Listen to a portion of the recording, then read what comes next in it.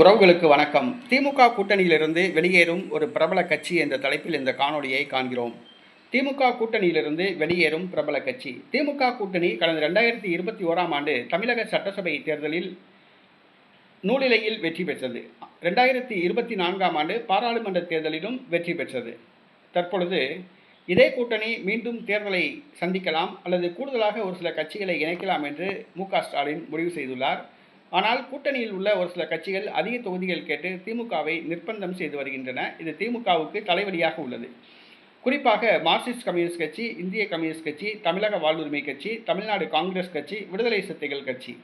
தற்பொழுது திமுக கூட்டணியிலிருந்து ஒரு முக்கிய கட்சி வெளியேற தயாராகிவிட்டதாக கூறப்படுகிறது. அது எந்த கட்சி தெரியுமா? காங்கிரஸ் கட்சி. காங்கிரஸ் திமுகவோடு கூட்டணியாக இருந்தால் வளராது.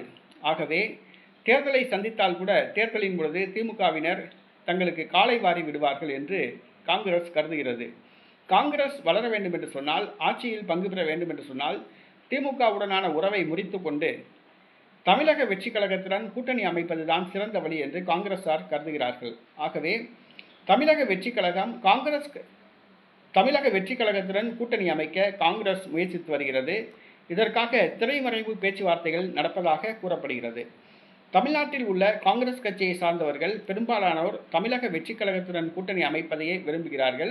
இந்த விருப்பத்தை தேசிய தலைமைக்கும் தெரிவித்து விட்டார்கள். ஆனால் தேசிய தலைமை இன்னும் முடிவெடுக்கவில்லை, பரிசீலித்து வருகிறது. தமிழக வெற்றி கழகத்துடன் கூட்டணி வைத்தால் துணை முதலமைச்சர் பதவி, 10 அமைச்சர்கள் பதவி கிடைக்கும் என்று காங்கிரஸ் கணக்கு போடுகிறது. மேலும் புதுச்சேரியிலும் ஆட்சியை பிடிக்கலாம், கேரளாவிலும் ஆட்சியை பிடிக்கலாம் என்று காங்கிரஸ் நினைக்கிறது. ஆகவே திமுகவுடனான உறவை முறித்துக்கொள்ள காங்கிரஸ் தயாராகிவிட்டதாக கூறப்படுகிறது.